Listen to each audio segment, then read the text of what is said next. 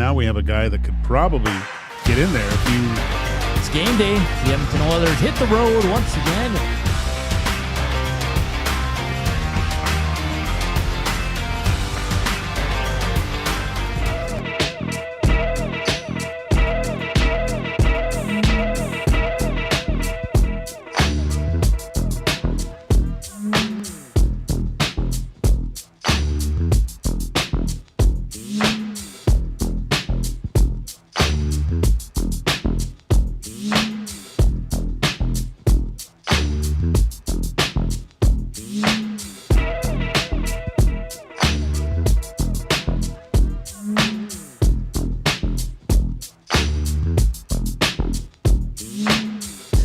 What's up, Nasties? How you doing today? Happy Thursday. Welcome to EST Afternoons here on Edmonton Sports Talk, coming to you live from the William Huff Studios. Producer Koob's dancing over there. It's Joaquin Gage, Hernan Salas here with you. Fun show on tap. Of course, lots going on, and we'll get to all of it. NFL starts today. Eagles, Cowboys, going to be great. Brenden Deeg from The Score is going to join us at 1:20, and we'll touch on all the stories around the NFL as we get ready for the start of the season. Oilers on the ice. We had a few of them speak today, Joaquin. We'll hear from one of them in this opening segment. Oh my gosh. Public enemy number one. Connor McDavid. Stuart Skinner. Oh, no. Yeah, we'll hear from him. Of course, the Elks continue to prep for their rematch game on Saturday. Concerning times for the Green and Gold. Lots of injuries. They signed the player today. We'll get to all that. Of course, Red Light District with Joaquin Gage, faces of the franchise, and we'll have some fun NFL picks, kind of our Super Bowl matchup. MVP, hot take heading into the season. We'll have all that in the second hour of the show. Like always, hit us up on the River Korean box, 780-218-9999. Hit us up on the Nasty Chat and slam that thumbs up. Joaquin, how was two guys? Good. Was Reed feisty? Reed didn't even... was that Reed today? That was a different person. He was a different man altogether. No, it was good. It was neat to see his take on being down there today at the captain's skate. Yeah, it's starting, man. It's starting. It's getting close. Before you know it, me and you will be fighting, and we'll have highlights, lowlights. Fighting. Your earphones are way too loud. Well, we disagree on a lot of our... No, we're pretty much the same when it comes to Oiler takes. Yeah, we disagree on a few things, yeah. Yeah, you say they're going to win all the time. That's changing this year. That's changing this year, man. Yeah, I wonder, are you going to be okay not doing pre and post? Yeah, I think, because then the takes will be fresh for EST afternoons, right? Like I won't be able to talk about it until the next day. Oh, right? You'll be fired up. I'll be fired up. I might bring some heat. Yeah. Yeah. But because we all know the first loss of the Edmonton Oilers, that's when the Skinner haters will come out. 100%. Already had one in two guys. Oh, when do you think the first Bouchard crazy night comes? Well, you should. Reed said he gave the puck away at the blue line. People started texting in. Today at the skate? Yeah. That's too funny. Hey, get him out now, man. Yeah, get him out of the way now. Don't worry, man. If I'm Evan Bouchard, I'm giving away free tickets to come watch these things and I'm meeting with them before. I say, hey, look, get it out of your system. I'm just going to go out there and toe drag and lose the puck. Just yell, and then you're good for the rest of the year. Well, it was funny because he goes, the first line was McDavid, Draisaitl, and Mangiapane. Of course, Reed's just like having fun with it. Yeah. He's like, he's already going nuclear. Yeah. Come on, man. Yeah. The coach is not even there, and they're already like, no, I'm playing with him. And if you listen to Leon Draisaitl, he talks about why he once again says the people that don't understand hockey don't understand what Podkolzin brings to my line. And and we'll hear, and he goes, he does a lot of the things that I'm bad at. Oh, he said, okay. Yeah. Cool. But you still got to produce, bro. Yeah. That's the only point we're making. We know he's good at digging out pucks and helping you out, but can't have 8 goals playing on the second line. That's all we're saying. We all love pods. Well, I do. Do you? Do I love Podkolzin? Okay, do you like? Love's a strong. Yeah. I like Podkolzin. Yeah, he's a good player. He's a good player. Bottom 6. Yeah. He's one of the guys that I'm kind of looking forward to. I laid this out a few months ago. I think I did, or maybe I just thought I did. Anyways, my thinking with Podkolzin is he had a very successful first year. Yes. Right? 14 goals, was it? Something like that? Oh, yeah, in his career. Yeah. So with the Canucks, right? Yeah. And then next year, probably that sophomore Fell slump off. thing. The next year, coach didn't like, blah, blah, blah, blah, blah, blah, blah. Comes to Edmonton and kind of, I think he took this as, hey, this is my last shot, right? I'm Pretty much. probably KHL bound if I can't make it work here. And what did he do? Like, I remember Shoggy saying and Reed saying he's first one on, shooting, doing stuff, last one off, working, all the things. And you could see what he was doing in a game. And I think the big turning point for him happened quite early in the season when he one-punched that guy from Nashville.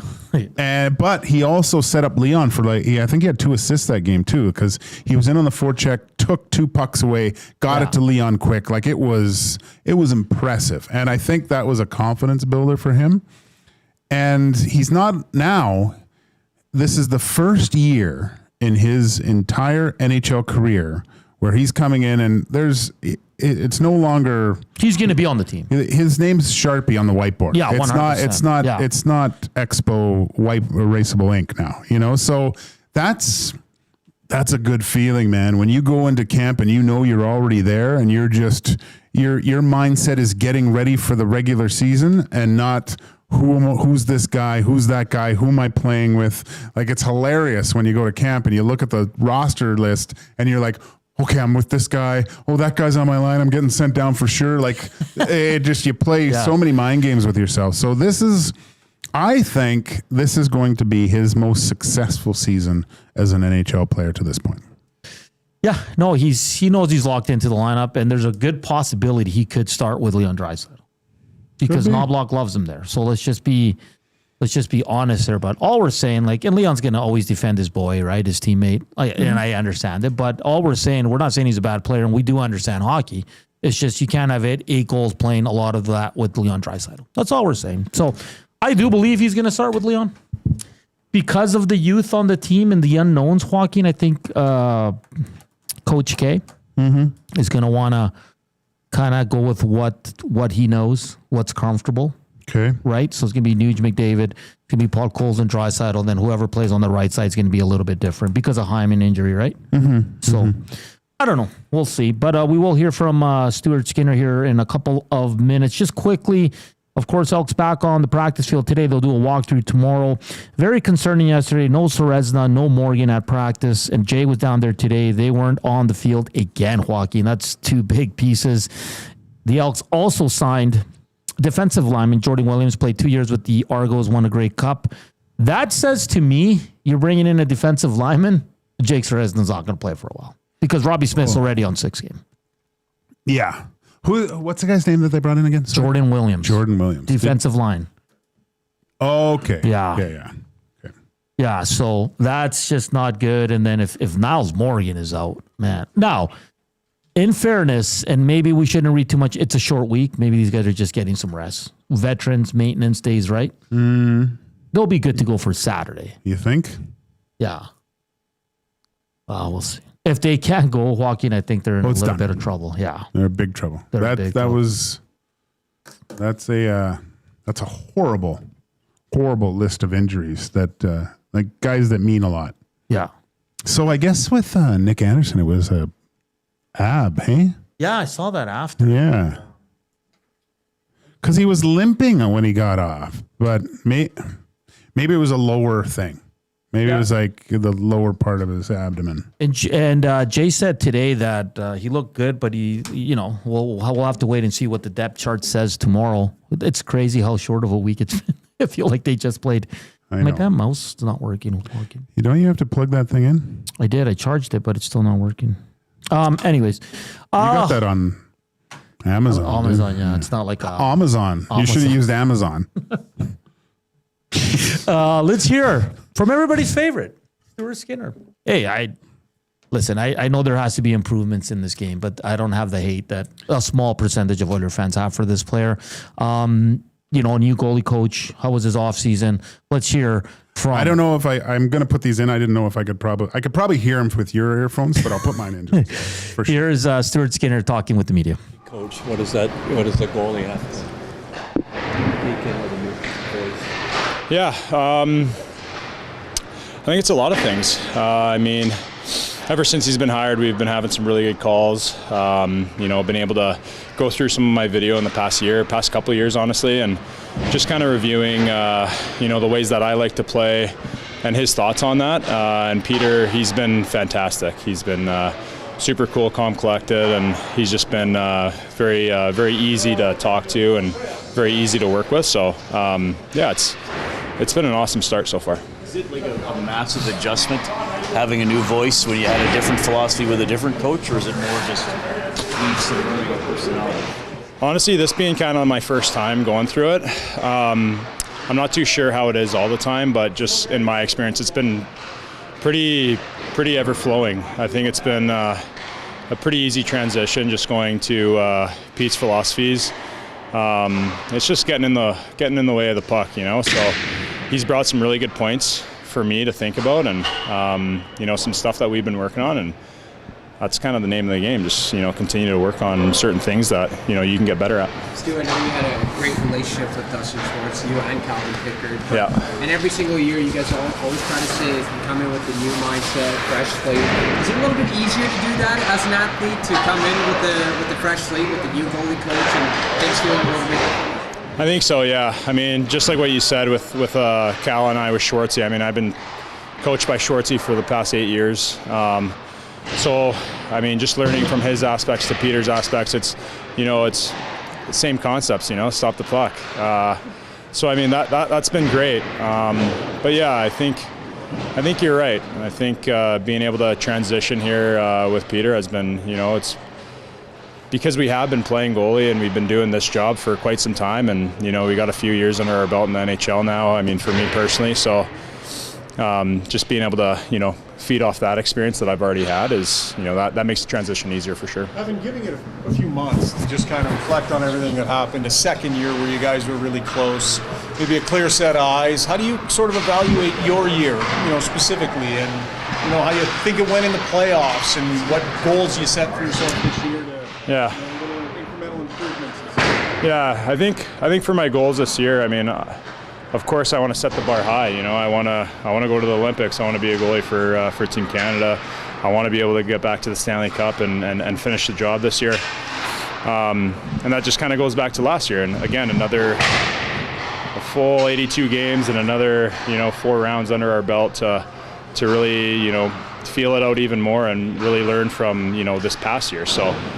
Same with me as an individual and us as a team, and just being able to use that moving forward here and having a good start in the start of the season. Those are the goals. I think everyone's goal in the NHL, if you ask them, it'll be to win the Stanley Cup. But we're definitely wanting to finish the job here. You've had a few years now. Really not that experienced when you look at age-wise. Like a lot of goalies don't really hit their prime until mid to late 20s. And you've had a lot of success. You've been 2 Stanley Cup Finals. 2024 is a really good year for you. Where do you feel you're at in your development and just maybe knowing the game more and feeling more confident? Just where historically it seems to take goalies a little bit longer. Yeah. For me in the past years, again, being able to just really bring myself into the game here, being able to get a couple NHL seasons under my belt has been great, because just being able to try to slow the game down more and more and more as a goalie, the play's coming fast in this league, so being able to learn that skill has been huge. It's been challenging, but I definitely believe that I'm at the part of my career where I get to really dig into my game in the way that I want to play, and just the type of the type of experience that I've been able to have. I know how to go into a game. I know how to be ready. I know how to win games. I know how to win games in challenging situations. I know how to bounce back from really tough situations. So I'm just going to use that to my advantage. Take us through your summer. That was a little bit of Stuart Skinner meeting with the media down there at the Captain's Skate. Joaquin, what did you take away? He just speaks so well. Outside of that, did I take away? I think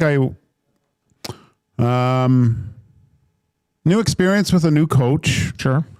Likes the philosophy. I mean, he's probably not going to say anything bad, but if he didn't like it anyways. But I look, experience. There's so much, and that's what I took from what he said last. His ability to bounce back in very hard situations. And for all the haters of Stuart Skinner out there, you cannot argue that when he has had a rough outing, he's come back very strong. Yeah. I think it was even this year. Like his record after a loss was absolutely ridiculous. What he was able to do again in the playoffs, come up back against the Dallas Stars and just have outplay. I mean, everyone would love Jake Ottinger on their team for some reason, but Stuart Skinner beats him when it matters most. Exactly. He got him chased from the net. Most important game of Jake Ottinger's career, and he lets in the first 2 shots. Yeah. So, I mean, I really think, and I believe one of the questions was that, a lot of goalies, it seems like they don't really get into their groove until in their later 20s.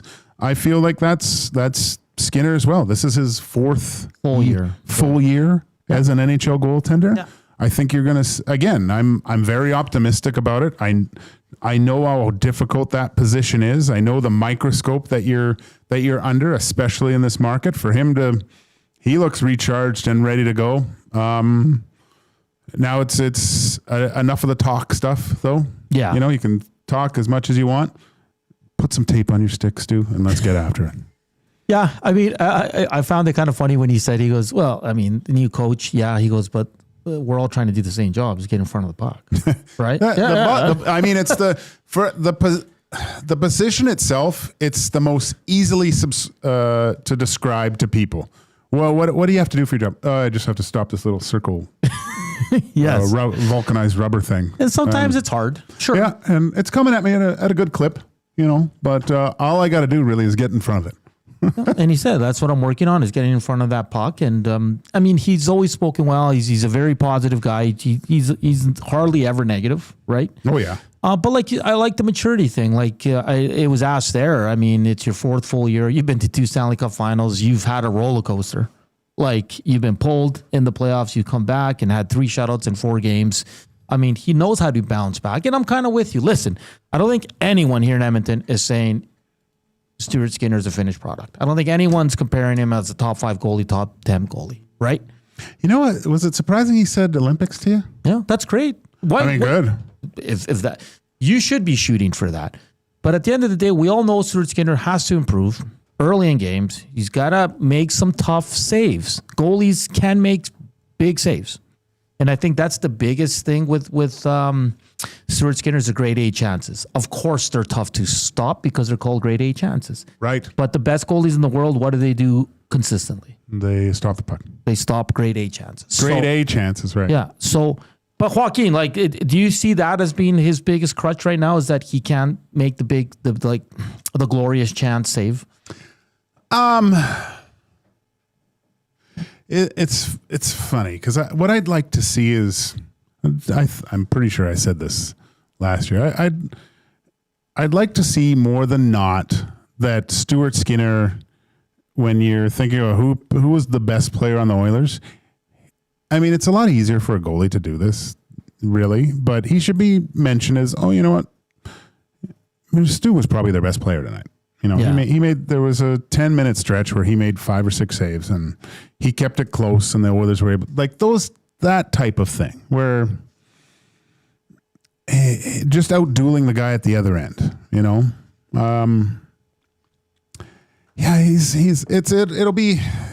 It's interesting. I'm fascinated to see where he's at now because, and how many times have we said this before? This is probably the year where you were thinking, okay, well, this is probably Stu's year to start taking over a little bit. It was supposed to be. Yeah. Right? And that's crazy you say that. It's incredible. Yeah. We forget that. And we're not making excuses for Stuart Skinner. We're not. He has to be better, but he wasn't supposed to be the guy yet. Like, this is the year that maybe he started to take more games away. The guy and's been to 2 Stanley Cup finals. Exactly. So exactly. Hey, hit us up on the afternoon inbox. Of course, it is brought to you by the River Cree Resort and Casino Tap 25 Restaurant. You can check it out 7 days a week from 2 to 5 p.m. and you would get 50% off the entire menu. Coming up next, we have to hit the NFL. Kicks off today. Cowboys, Eagles. And lots of questions for Brenden Deeg. He's the NFL news editor at The Score. Very excited to chat with Brenden here as the NFL kicks off today. We'll have our picks in the second hour as well. We'll continue the Oiler conversation, the Elks conversation, and we will hear from Leon Draisaitl also in the second hour. Hit us up on the River Cree inbox, 780-218-9999. Hit us up on the Nasty Chat and slam that thumbs up. We're back after the break here on EST Afternoons with some NFL talk.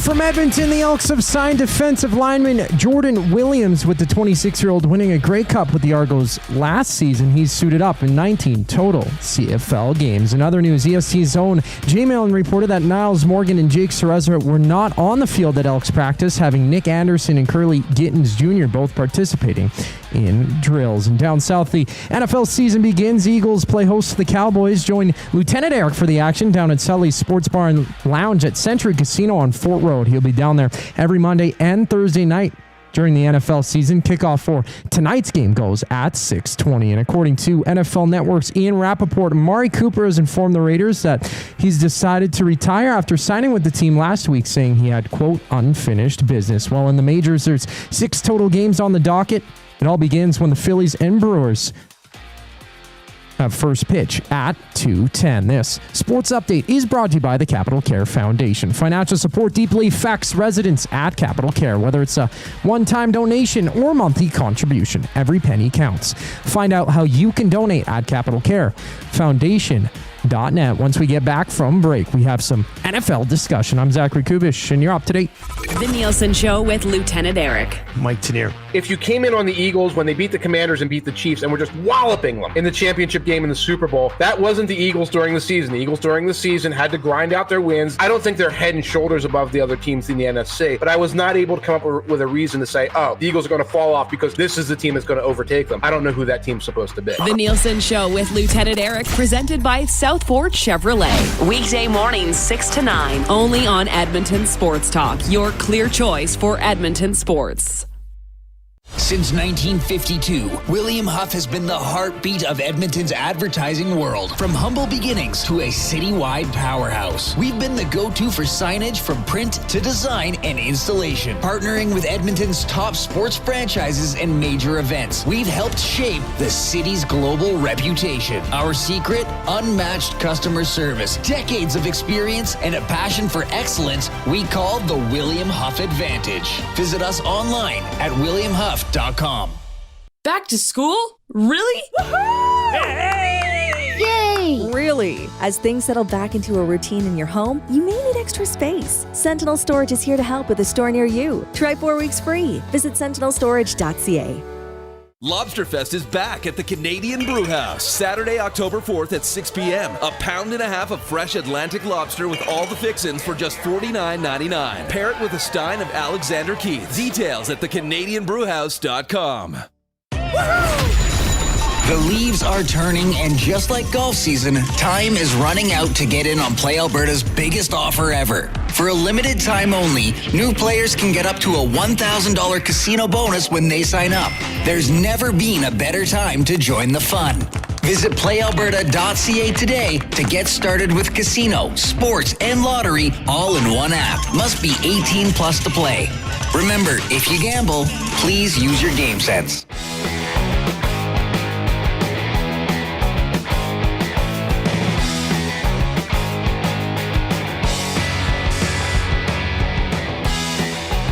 We're back here on EST Afternoons.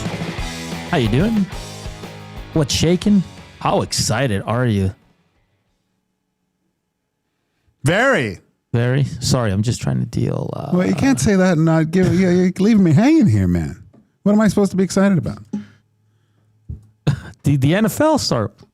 Excited for Brenden Deeg coming up. That's for sure. We can get him here. I can't even spell right now. That's okay. Are you excited for tonight? I am. Yeah. I'll be honest. I think a lot of people are being really harsh on the Cowboys. I mean, they still got to Pickens, CeeDee Lamb, Dak. Micah Parsons is a hell of a player, but didn't they win their first game last year? Like they stomped someone, didn't they? I think they did. Yeah, Dak was like talking Super Bowl after the first game. No, he won. Whatever. That's why I think I don't think tonight's going to be like a blowout. Do you know what I mean? It's week 1. It's interesting that the Eagles head coach won't bring out his team for the banner celebration. Oh, yeah. Yeah, you agree with that as a former pro player? To the banner? Yeah. I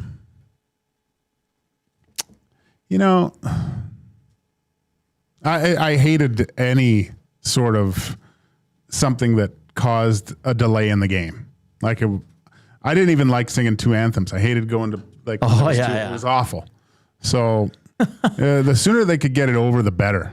It was because I've been on the ice sometimes, a few times for the Oilers beforehand, just with the Wall of Fame ceremony. Yeah. And I look over at the players' faces and I can see it. They're going, "Come on, get these old bastards off the ice and let's get going here." That's a good point though, because it's like they just want to play. Yeah. They appreciate it but they're focused on it, right? Yeah. Sheesh Edit says, "Love it. Stop living in the past." But they're honoring you for what you did last year. I don't know how I feel about it, to be honest. I don't know if a player would want. I mean, it's cool for them. Of course, but it's more for the fans. If I was the one thing that would probably drive me nuts, it would suck if I was on that team. This is my first year with that team, and the last year they won. I'd be like, ugh. Yeah. I feel like I missed out. All right. We just got Koob working on Brenden Deeg here as we're having some issues connecting. We did have him for a bit, but I don't know what's going on. So do you really think that the Cowboys are... I'm not saying they're winning. I don't think it's going to be a blowout. And I think a lot of people are... And I understand why, because Jerry Jones just traded away one of the best defensive players. And I get it, but I don't know, man. I don't think they're going to get blown out tonight. I think it's going to be a close game. Okay. Because friend of the show, RJ Ochoa, said if they win, Jerry Jones will say some things. This is what he said. He goes, and everybody's going to lose their minds. If they lose, everybody's going to make fun of them. Oh, yeah. He goes, but I really think, because a lot of people watch this documentary, right? It's so good. Yeah, it's really showing a light on the old Cowboys here. So... it'll be interesting because we all see all those guys, Jerry Jones especially, in a completely different light.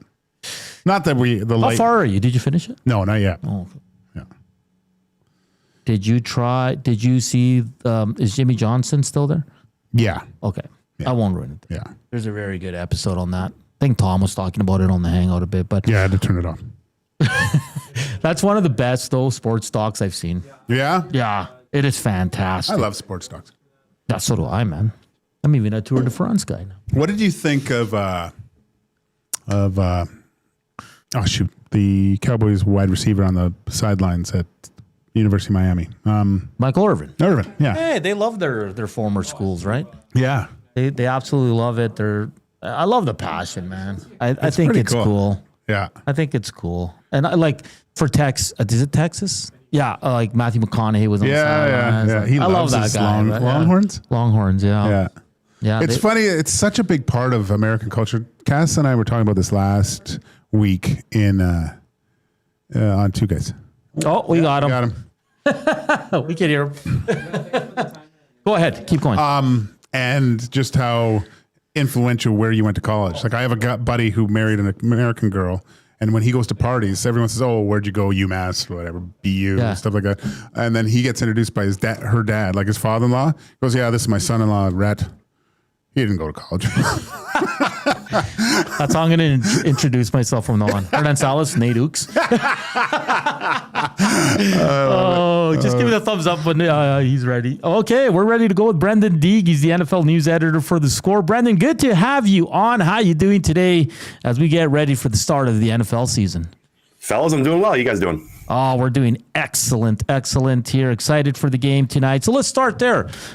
Eagles, Super Bowl champs. They're not allowed to come out for their banner raising today. But we were just talking about the Dallas Cowboys and the Michael Parsons trade and how everybody's kind of really down on this team. Do you agree with me, Brenden, where I don't think the Cowboys are going to get, absolutely, they're going to lose by 20 or 25 points or anything like that. I think it's going to be a lot closer than many people think. What are your thoughts on tonight's game? Yeah, first off, Sirianni saying that he didn't know it was banner night. Like, come on. I love you, Nick, but like, it's just the most outrageous lie to the media, just straight up on the press conference. But I think both teams are going to start slow. I think you're going to kind of see a slow build in this game. I'm really curious on the Eagles end. They are replacing two pieces on the secondary. So they traded CJ Gardner-Johnson this offseason to Houston Texans, and they lost Darius Slay to free agency.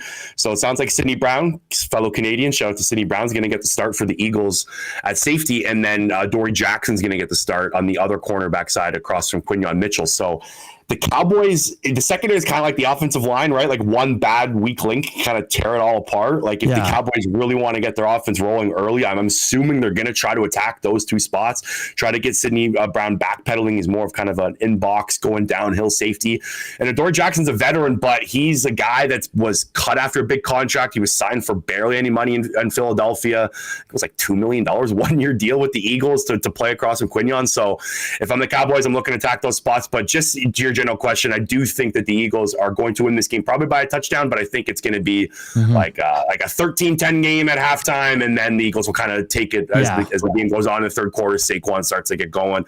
That Cowboys defense, man, like my first thought when they traded Michael Parsons was like, I got to look at this depth chart, and you take a look at the depth chart without Michael Parsons, and it's it gets pretty bleak. Like the front seven doesn't have a lot of names on it. Even with Michael Parsons on it, didn't have a lot of names on it. So I'm really curious to see how they kind of get after the quarterback here tonight and defend the run, because even with Parsons on the roster, it was ugly last year, and I don't know how they're going to do it this year.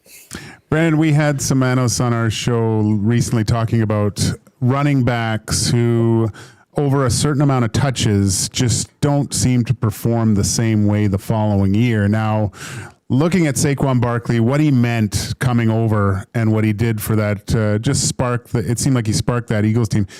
How do you think his season's going to unfold? I mean, tonight sounds like he might run ramshot for the first game, but as we've seen in the past, it's kind of hard to get close to that 2,000-yard barrier in consecutive seasons. Yeah, to say he's going to have 2,000 yards again, I think is a little crazy. Like, I'm not going to go there. I do think he's going to have a solid season. Like, I think the Vegas sportsbooks and sportsbooks in general have him around like the 1495 mark in that range, depending on where you look. I think that sounds about right. Like, I think about the 1,500 yard is about where he's going to land, but he has to stay healthy for 16 games. Now, he got a lot of push for being kind of like an injury-prone guy before he went to Philly, and people were kind of doubting he was going to stay healthy. Last year, the injuries that he had in New York weren't like ones that are going to linger on. So I think he's not like an injury-prone player. He's obviously a beast. Like, he's got the biggest quads in the NFL. He's built like a tank. So I do think he can kind of like muster the workload. And we saw guys like Derrick Henry do it. The guy gets touch after touch after touch, like 350 plus every season. He can still continue to go. So I think one of my biggest takeaways from the year, I guess, predictions for the Eagles this year is I think you're going to see a lot more passing in this offense. Kevin Patullo, who was a passing game coordinator for Philadelphia last couple of years, he's now the offensive coordinator, so it's kind of his MO. And the way that the Eagles attacked teams last year was run the ball down your throat and try to avoid mistakes. Teams have film on that now. Teams are going to adapt. They're going to try to get you to throw the ball. And they did that in the playoffs. Washington and Kansas City did that in the playoffs, and they still couldn't stop them, right? Like the passing game went haywire in the Super Bowl. The passing game went haywire in the NFC Championship game. So I do think you're going to see that kind of more of that offense, where you're going to see like Jalen Hurts, his passing attempts go up, his yards go up. Will that lead to success? I'm not sure, because they just won the Super Bowl by having the 31st pass rate in the NFL. So we'll see. But I do think the Eagles pass rate is going to go from like 31st to like 17th this season. You're going to see less kind of Saquon Barkley workload. Brenden Deeg from The Score joining us here on EST Afternoons. Tomorrow's games from Brazil. Of course, we got the hated Chiefs taking on the Chargers. Brenden, now we've been talking a lot this week. Is the Chiefs, is this the year they take we don't want to say a big step back, because when you have Mahomes, you're not going to take but a tiny step back. How do you view the Chiefs heading into this year? So one of my bold predictions, we submitted our predictions for The Score. All the editors and whatnot had to predict Super Bowl winners, MVP awards, all of that good stuff. I predicted the Denver Broncos to win the AFC West. Now, I was preparing myself to get ripped in the comments. So it looks like a lot of people went to other places in the comments of that article to rip me. But my theory, it was more of a buy the Broncos and not as much as selling the Chiefs. But the Chiefs, if we're talking about them, they went 11-0 in one-score games last year. That's not sticky year to year. It's very hard to continue to do that. They're coming off a butt whooping in the Super Bowl where they didn't look like they belonged there. They lost a lot of players on the defensive side of the ball. Maybe not a lot of players, but some good contributors. That Justin Reed loss, in my opinion, is massive. If you take a look at Christian Fulton starting, I believe, on the right side of their depth chart right now, Trent McDuffie is an awesome player, but Jalen Watson got picked apart in the playoffs last year. I don't know how they're going to get after the quarterback as well on defense. They did sign George Karlaftis to a big extension. He's fine. He's, I guess, above average pass rusher. Chris Jones is getting up there in his plus 30 years. So they're going to really have to get that offense from, it's been the 8th to 12th best offense in EPA, success rate, points per game, all kind of the stats that you're looking for.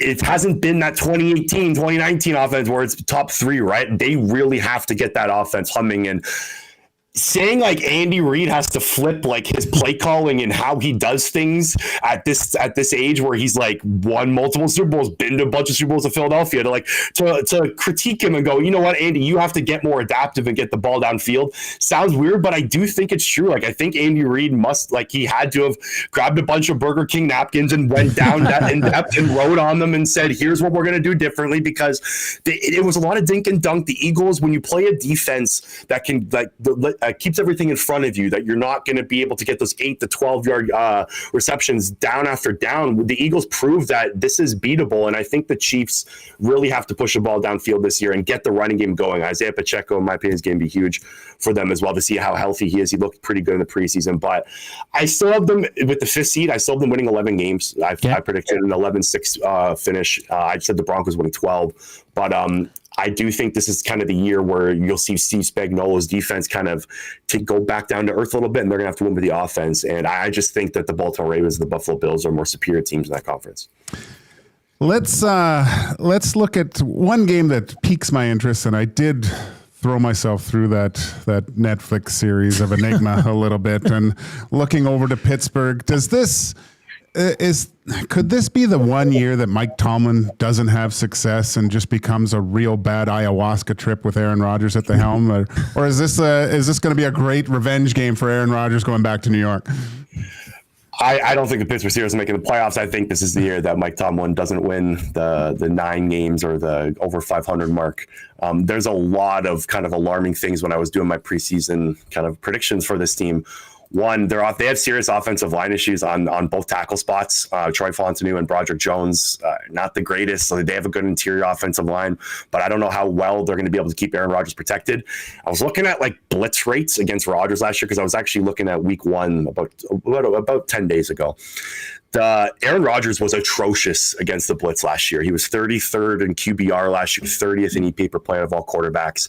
The Jets also blitzed the Lions' defense, Aaron Glenn's defense from last year. He's now the head coach of the Jets, blitzed at the second highest rate last year. So kind of a fun matchup in week 1. But just in general, I think teams are going to pick up on that. They're going to send the house at Aaron Rodgers this year. And he's 40, going into his 42-year season, I believe. Yeah. He's 41 now, will be 42 during the year.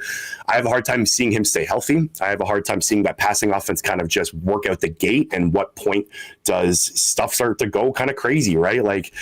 I would have loved to see George Pickens still on that team, just with Pickens, DK Metcalf, and Rodgers. The personalities in there, I would have loved it. But DK Metcalf's kind of got a short fuse. We know how these kind of Steelers teams with a lot of these personalities can go, and I really do think that this is going to be the end of Aaron Rodgers' career, and I think there's going to be kind of hums for Mike Tomlin's job at the end. I think Mike Tomlin's a great coach, but I do think this is going to go sideways.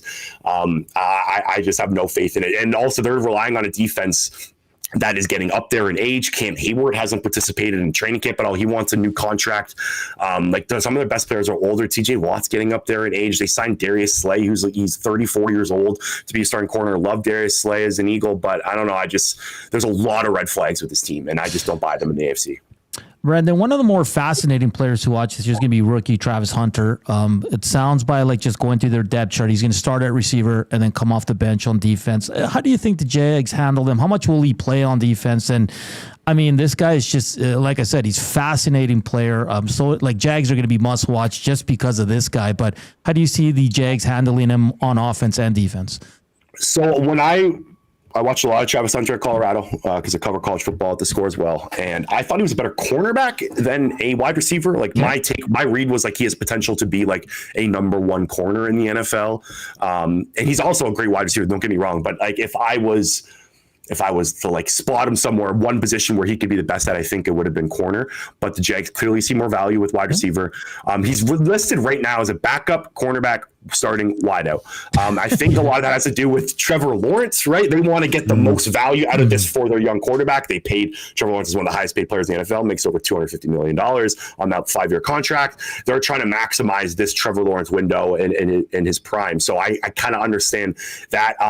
I have a hard time believing that he's going to start both ways, especially early on. They're going to try to really put him through the training wheels out the gate for both sides. I think he's going to start at wide receiver, and then maybe he'll see some cornerback snaps, maybe in a nickel or a dime defense where you have more secondary pieces on there. You pull some linebackers off, pull some defensive linemen off the field, put him on there. But we've never seen this before in the NFL, right? We've never seen a player have this many, potentially have this many snaps on both sides of the ball.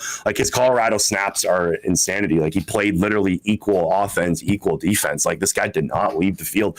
This doesn't happen in today's NFL. So how it's going to work, I don't. There's no case study to it. So I think Travis Hunter's awesome. He's downright awesome. I'm really excited to watch him play. And this whole trade fascinates me, how it's going to look in 5 years, right? With they trade a first-round pick to go get a non-quarterback at number 2 overall. Another kind of thing that's never been done really in the NFL. So how the Travis Hunter kind of saga plays out is probably one of the biggest storylines in the NFL for the next few years. Last one here, just on the Detroit Lions. We've seen Campbell's decision making. We talked about it earlier this week. Has he learned from some of these decisions? In our mind, he should have been a Super Bowl champion already, but just some of those choices just don't make sense. Do you see him, the Lions, taking the next step this year, or can they? I'm looking forward to seeing Aiden Hutchinson again. I don't know why. I just have this infinity to seeing him being the local boy and bringing so much joy to that Detroit Lions franchise that just has to deal with so much sorrow over the last decade. Yeah, this year is really interesting for Dan Campbell because both of his coordinators are gone, right? It's been the Ben Johnson show on offense. Aaron Glenn has done a great job on that defense, and they're both out the door. So it's how much was it Dan Campbell? How much was it Ben Johnson or Aaron Glenn? And we're going to find out. Quickly, just on the 4th down stuff, it makes me laugh because if I had one rule change, just my bold take in the NFL rule change, it would be ban punting inside the 50 and everyone has to go for it on 4th down. I am so for going for a 4th down. I am the most, when it comes to I'm an Eagles fan. Whenever I watch Eagles games, I love just saying go for it. That's why I love Sirianni's decision making too. He's kind of similar to Dan Campbell in that way. He goes for a 4th down a lot, and some of it has kind of has bit him in the butt a little bit. But when it does go well, I don't think a lot of head coaches that are aggressive get enough credit for just them putting it on the line and seeing if putting their trust in their players, because at the end of the day, that's what it is. You're trusting the players that you pay the most to go get that 1, 2, 3, 4 yards, if that makes sense, right? And I do think that brings a lot to the locker room, and that's what Dan Campbell is as a coach too. He's a guy he's a player's coach. The players love him. Everyone loves him. Everyone kind of agrees with his hoorah attitude. We know the opening press conference where he said he was going to bite kneecaps off and whatnot, just to kind of finish off the Lions here. I have them making the playoffs as the 5th seed. I think the Green Bay Packers, I actually submitted my predictions for the Packers to win the division. Before the Micah Parsons trade, I was very high on the Packers. I think they're the second best team in the conference. It's not that I don't think the Lions are going to like have a great year. They had a cakewalk schedule last year when they won those 15 games. Dude, Jared Goff did not play outside after like week 2 last year. He doesn't get that this year. You're going to see cold weather Jared Goff this year. You got a first place schedule, like I said. And I love Aiden Hutchinson. The pass rush around him freaks me out. Like Marcus Davenport's like their number 2 pass rusher. If Aiden Hutchinson goes down with another injury or he's just not the same guy, I don't know how they're going to get after the quarterback. Aleem McNeil, a player I really like, is starting the season on PUP for them. He suffered a serious injury last year. So I just have serious questions about their defensive up front. And last year, Aaron Glenn had to blitz at like a crazy amount of rate because they couldn't get after the quarterback. And I don't know how the new defensive coordinator is going to handle it. And I don't know how well like the offense is just going to like continue going on without Ben Johnson. Like I'm really curious to see if the play calls are similar, if like just the offensive just flow is the same. Like there's just so many moving parts here. I do think they have enough talent to get the 5th wildcard spot in the NFC, but I think the Packers are the better team in that division. Brenden, just a couple quick hitters here for you. Your MVP this season. Putting you on the spot. Yeah, no, I got it ready. I'm ready to go. I got Josh Allen. I think Josh Allen's another one. I think voters are going to get some fatigue. Like that's the one thing I was kind of worried about because I don't think Josh Allen deserved to win it last year. Lamar Jackson should have won it last year, right? It was kind of felt like Lamar Jackson fatigue from the year before, so they gave it to Josh Allen. So I was a little worried about giving it to Allen, but I think the Buffalo Bills are going to roll through the AFC. The MVP award's pretty predictable, right? It's usually the best team, a 1 or 2 seed with a good quarterback. Yeah. And the Buffalo Bills kind of check those boxes for me. They have a really easy schedule as a division winner because the AFC East is so bad. So they have a clear path to the number 1 seed. I think the Bills are going to be great this year. I think this is going to kind of get over the hump. I think this is the best version we'll see of Josh Allen. I like the weapons around him. Kind of worried about the Khalil Shakir injury, but we'll see how he looks early on in the season. But yeah, my MVP is Josh Allen. And your Super Bowl matchup? I have the Buffalo Bills defeating the Philadelphia Eagles in the Super Bowl. Nice. So I don't know if the Philadelphia, Pennsylvania, and the Buffalo area will have enough alcohol to kind of that would just be like the 2 craziest fan bases butting heads. But I think the Philadelphia Eagles are the clear best team in the NFC. The one thing the Eagles, or the biggest thing the Eagles have going for them, is the NFC conference got a lot worse this year, in my opinion, compared to last year. Like the Lions losing all the coordinators and whatnot. I think the Commanders take a big step back. I just don't think they have a lot of challengers in the NFC, and I think the Eagles are clearly still the best team there.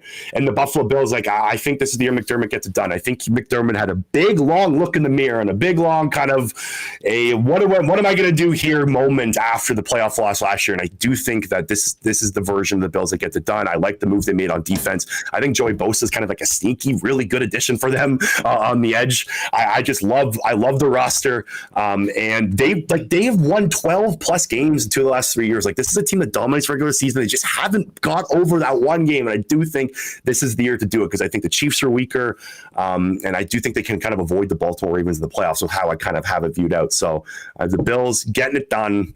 And they finally break that Super Bowl kind of hump that they had, and they beat my Philadelphia Eagles.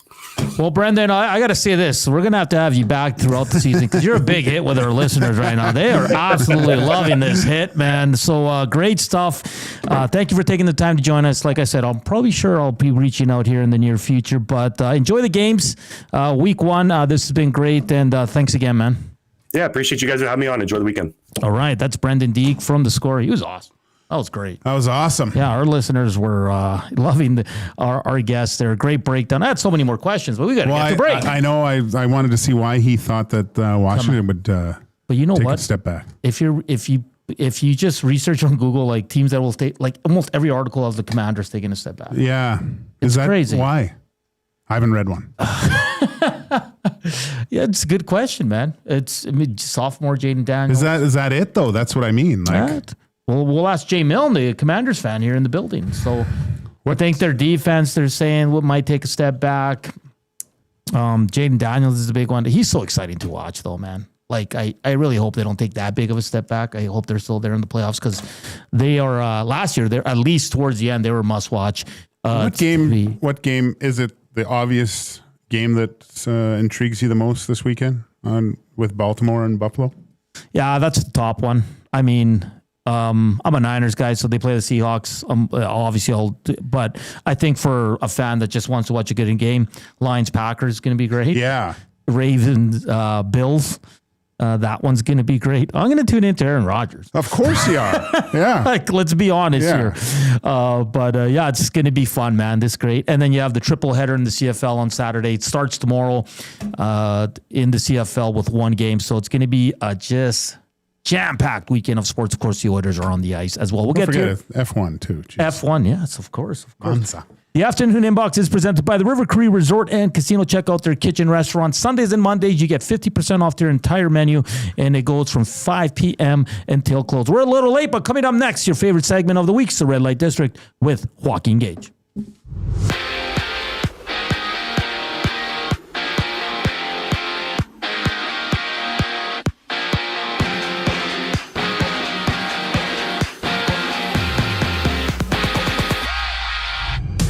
The Elks have picked up 26-year-old defensive lineman Jordan Williams, who has 19 CFL games under his belt, winning the Grey Cup with Toronto last season. And EST's own Jay Milne had some updates from Elks practice this morning, reporting that both Nick Anderson and Curly Gittins Jr. were on the field, adding that Jake Cereza and Niles Morgan were both absent. Elsewhere in Philly, the Eagles and Cowboys kick off Week 1 in the NFL. Catch the action with Lieutenant Eric at Selly's Sports Bar and Lounge and Century Casino on Fort Road. It all gets going at 6:20. Well, for the Raiders, 31-year-old Amari Cooper has decided to retire just a week after signing a deal in Las Vegas. On the diamond, there's 6 games, including the Dodgers and Pirates going toe-to-toe while the Yankees play the Astros. New York sits 3.5 games back of the Jays for first in the AL East, with the Jays and Yankees starting a 3-game series tomorrow. This sports update is brought to you by Windsor Plywood Leduc, locally owned and operated, serving Leduc and surrounding area since 1993. They offer everything from doors and flooring to decking, fencing, and custom millwork. Windsor Plywood Leduc. They're the experts you need to know. After the break, it's Joaquin Gage's Red Light District. I'm Zach Koob Kubusch, and you're up to date. The EST Hangout. Okay, so the Panthers cap. What will happen when Kachuk comes back? They have to give up one of their good players, don't they? Are they over? Yes, they're going to be over. That's what I'm They're $4.5 million over. Hey, the Oilers were over the cap last year. Yep. So the Oilers still have to make it work too. So what are the Oilers going to do? Yeah, I guess same with Vegas and Montreal. The EST Hangout, presented by Sentinel Storage. Weekday mornings 9 to 11, only on Edmonton Sports Talk. Your clear choice for Edmonton sports. Weiss Johnson, whoa. Looking for a smart alternative to heating and cooling your home? Hi, Dennis from Weiss Johnson, your cold climate heat pump specialists. We'll explain how Train heat pumps offer a reliable, cost-effective heating and cooling solution. Order your Train heat pump now and take advantage of the Canada Greener Homes Loan Initiative. Train, it's hard to stop a train. From the most experienced HVAC company around, family owned and operated for nearly 50 years. Visit weiss-johnson.com.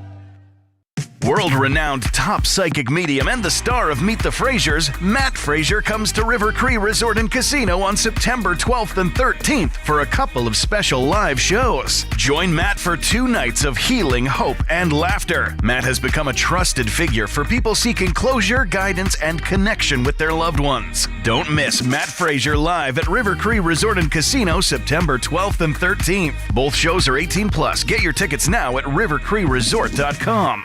Looking for quality building materials and friendly advice? Visit us at Windsor Plywood Leduc, family owned and locally run since 1993. From interior materials for doors, flooring, baseboards, and all the finishing touches to all you need for your outdoor projects like cedar lumber for decks and fences, plus all the plywood you'd need. Our full-time on-staff carpenter can help with anything odd-sized or custom, and from domestic hardwoods to exotic selections, we've got you covered. And if we don't have it, we'll track it down for you. Windsor Plywood Leduc, we're the experts you need to know.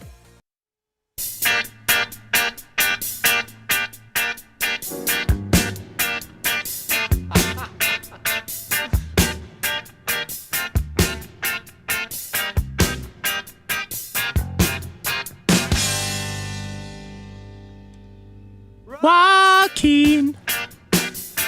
You don't have to put on the red light. Those days are over. You don't have to sell your body to the night. Joaquin. You don't have to wear that dress tonight. Walk the streets for money.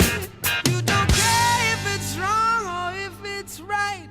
Joaquin.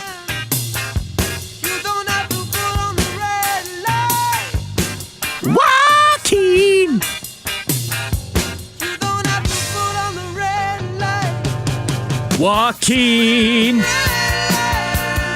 Joaquin. Joaquin.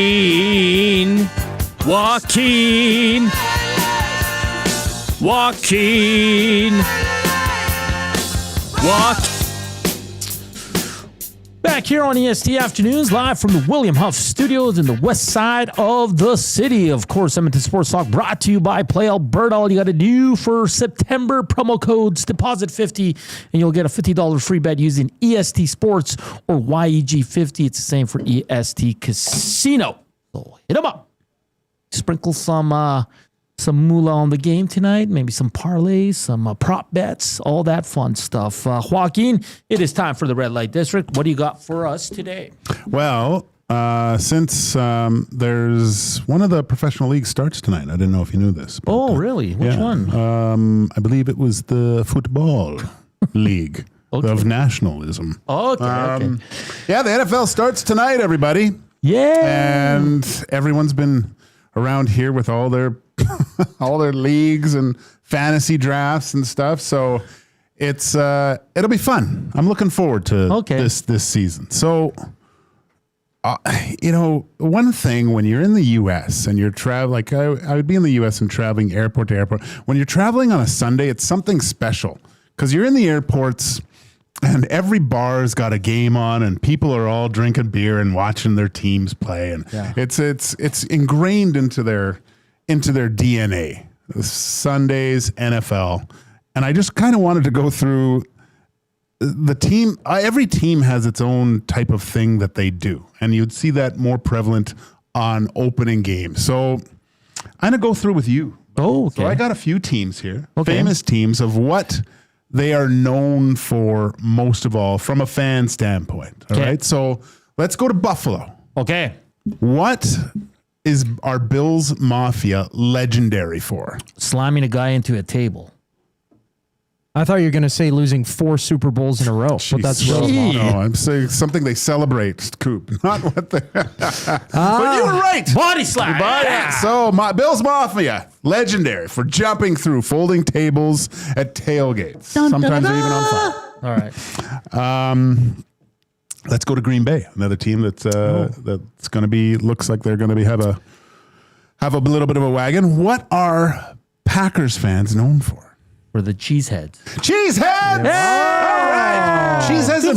Cheeseheads and brats, actually, when I looked it up. Opening day, Lambeau feels like a state holiday in Wisconsin. Is basically what they say. Nice. Fans wear cheeseheads, drink beer out of boots, and fire up endless grills for bratwurst feasts. Sounds delicious. Delicious. Some fans even bring deep fryers and cook a lot of cheese curds. Nice. You know those curds? I love cheese. Oh, man. yeah. I'm a cheese guy. You like cheese curds? Oh, yeah. Okay. Yeah. Come on. Poutine. Okay. Now to our last guest. Brenden picked these guys to go back to the Super Bowl, lose, but the Philadelphia Eagles. What are they known for? What are they known You got me there. I don't know, man. Fighting? Yeah, basically trashing their city. True. Yeah, I guess so. That's not it. Technically, I'm right. But they Eagles have their fly high. song E-A-G. Oh, yeah. Eagles. So they can do that. They're very passionate. City of brotherly love. Very passionate. They throw on the dog masks for their underdog run in 2017, I guess. Or a lot of them reenact the Rocky steps, running up the Rocky steps, right? Okay. Now, this one, like I remember this team. They were just awful. Like they were mean, nasty, but they were the Oakland Raiders, but the Las Vegas Raiders. Do you know what they're kind of known for? Is it I don't, but I've seen a few of them dress up pretty scary. So you got it, man. Yeah, It's like a Halloween type theme. Yeah. Like they all get dressed up. There's pyrotechnics. I guess the tailgates are in Vegas now, full casino style. You'll see skulls, spikes, Darth Vader masks, those types of things. So real kind of carnival atmosphere. Well, are they dressed up as a pirate? One of them looks scary. As a raid? Though. Oh, like you don't want to mess with them. No, yeah. They got like these big ass spikes on their thing. So, Chicago, the Bears. The Bears. What do you Windy think City. the Bears are at Soldier Field? The Bears are known for the fridge. I don't know. it's they say Bears fans pack on layers of orange and navy even when it's warm because in Chicago you have to be prepared for bad weather. Old school fans still bring out the Mike Ditka mustaches, I guess. And they're known for obviously barbecues and brats, right? Miami Dolphins. Ooh, I don't know Miami for sure. I don't really watch much Glasses Dolphins. or something? Suntanning? Basically. It's just, it is. You got all these I like it. I should be a Dolphins fan. Jeez. It's pool parties, like with a beach type atmosphere by the pools, tiki bars, salsa music in the parking lot. Yeah. Hernan, you could get with that. He says you'll see more Hawaiian shirts and margaritas than winter jackets. That's what they say, really? right? So I'd imagine. let's go the Kansas City Chiefs. Do they do the cheer? The cheer. Yeah. The cheer. No, this is what they say they're known for is they smoke. Their tailgating starts like the night before. They smoke meats overnight, serving up ribs, brisket, burnt ends that rival the top barbecue restaurants. Wow. Arrowhead is one of the loudest stadiums, and opening wing sets the tone with a record decibel roar, they say with that thing. This one's pretty easy, I think. The Cleveland Browns. What are they known for? The dog pound. The dog pound. Again, dog mass, bones being waved in the air, barking chants. Some fans even go as far as building doghouse-shaped tents. And the last one I had, just go out to the glitz and glam, the Los Angeles Rams. Ooh, good one. Savage should know this, and he's a big Rams fan. And he's saying people are sleeping on the Rams, and I agree. I think the Rams are going to be really good, man. I don't know what the Rams are. It's basically just, it's a big party.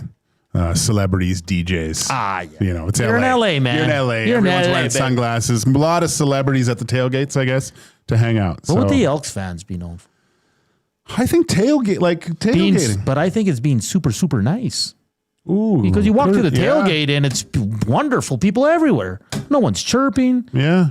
Everybody's sharing, giving you drinks and food. Maybe we're too nice. That's what Elks fans are known for, being too nice. Yeah. But those are some of the things. See, I didn't know a few of them though. Yeah. But and I'm sure there's more that we just haven't caught on to. Well, it's cool because all those teams obviously tailgate, but they all have specific things about their tailgating that they're known for, right? I mean, Miami sounds great. Just little tiki bars set up and boy, that was the Red Light District with Joaquin Gage as the NFL kicks off today with the Eagles hosting America's team, the Dallas Cowboys. Portions of this hour brought to you by the Canadian Brewhouse. Patio season is on at the CBH. Sunshine, cold drinks, and the best atmosphere. So grab your crew and head to the Canadian Brewhouse today. In hour 2, we're going to do Faces of the Franchise. We're down to about 4 teams.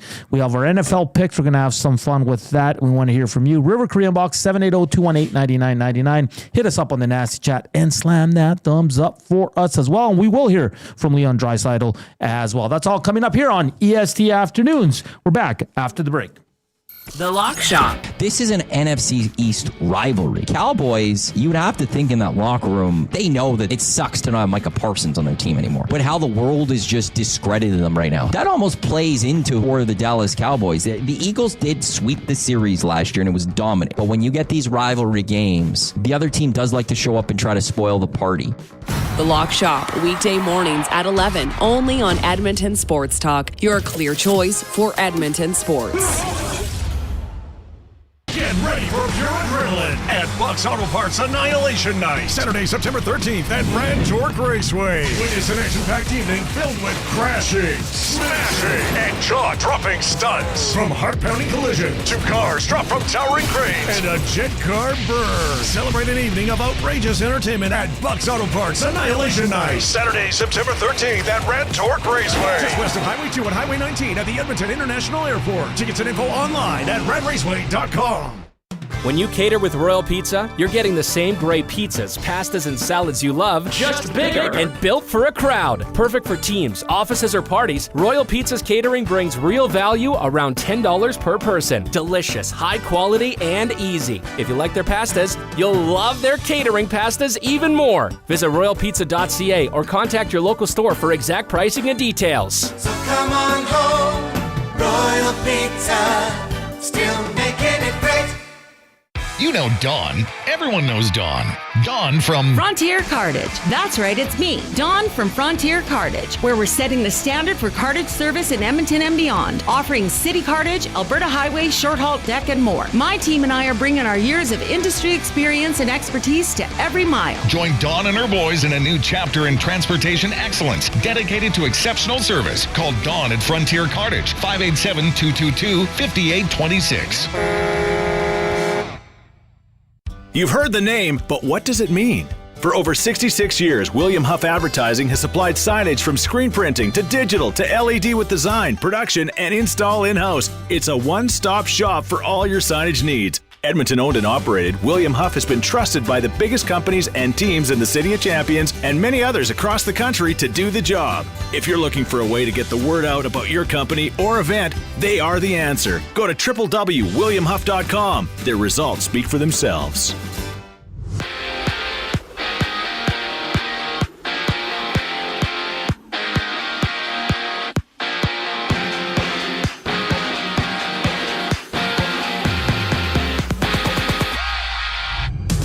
Twenty-six-year-old defensive lineman Jordan Williams has signed with the Elks after playing 19 games with the Argos over the past 2 seasons, winning the Grey Cup in 2024. And EST's own G-Mail has reported some things from Elks practice, saying that both Niles Morgan and Jake Serezna were not on the field, while Nick Anderson and Curly Gittin Jr. were both present. Meanwhile, from the city of brotherly love, it's banner night for the Eagles as they take on the Cowboys to kick off the NFL season. Swing by Sully's Sports Bar and Lounge and Century Casino on Fort Road to join Lieutenant Eric for 6:20 kickoff. And Amari Cooper has called it quits with the 31-year-old informing the Raiders that he's changed his mind in making a return to play just a week after signing a deal in Las Vegas. MLB action, there's 6 games on the slate. Toronto's next opponent in the Yankees take on the Astros at 5:40, with the Phillies and Brewers kicking things off at 2:10. I'm Zach Koob Kubusch. That was your sports update. The second hour of EST Afternoon starts right now.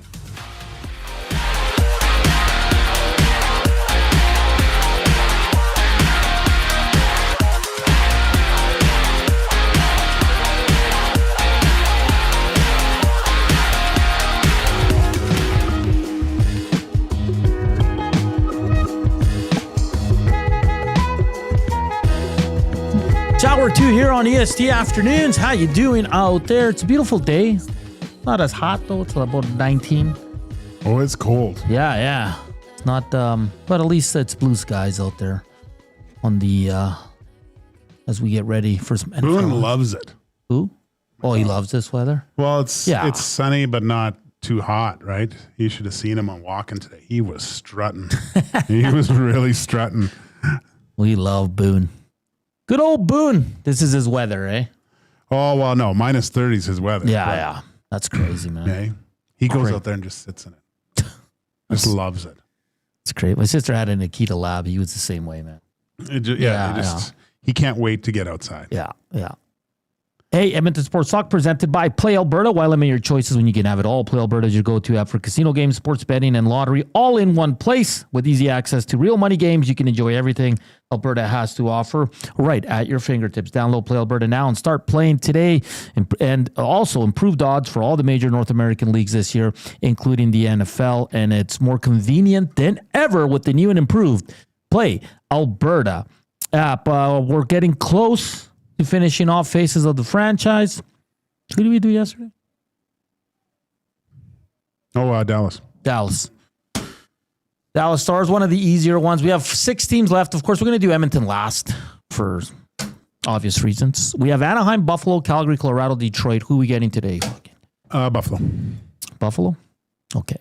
And we want you to chime in. River Korean Box 780-218-9999 and on the Nasty Chat. And here we go. The team today is the Calgary Flames. Oh, wow. Interesting one, eh? Got one cup. Do they even deserve a Mount Rushmore?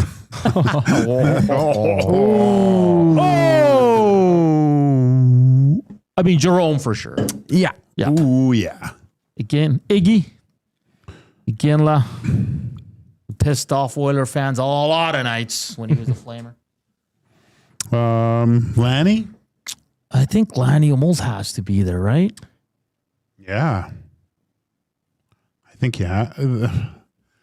Did we? We didn't have Nieuwendyk on Dallas, did we? No, we didn't. Mm-mm. He was in the gift shop, though. Oh, was he? Yeah. I immediately think Al McInnes. Ooh, yeah. 1.02 points per game as a defenseman. So if he's that good, though, why is he not on multiple Mount Rushmores? I have a question, and it's goaltending. Between Mika Kiprusoff and Mike Vernon. Oh, God, that's hard. I think you got to go Vernie because he won. He won a cup. I know. But Mika Kiprusoff was the last unreal goalie, man. Last goalie that you could play 70 games a year and know he was still going to be good in playoffs. Like, he was unbelievable. Okay, so he was so good, man. Vernon was great too. Don't get me wrong. And he won a cup, right? Yeah. Yeah. But Kiprusoff just went up against the Oilers and beat them. When the Oilers were unbelievable. Did they beat themselves? Well, okay. So Max Bezuzu says Iginla, McInnes, Kiprusoff, Goudreau. Reed Wilkins says Iginla, McInnes, Fleury, Kiprusoff. Fleury's like when you think of Theo, it's Calgary. Yeah, but okay, so are we going with Kipper then? Yeah. I'd say Kiprusoff when I think of goaltending for the Flames. Like he all was, time. You're right, Gager. Like he was outstanding. He was a workhorse, and just every game he did something special. Yeah, he was. It was unreal. Okay, Iginla, Kipper, McInnes. He had so many games, so many seasons in a row having 70 plus games. 1, 2, 3, 4, 5, 6 seasons. 7 seasons in a row. He was outstanding. 70 plus I think games. you have to put Kipper on there. Yeah. Would you go Lanny or Fleury? McDonald is more of the face of the franchise, though, right? He's even more in the community. Like he is Calgary You Flames. see his mustache. Yeah.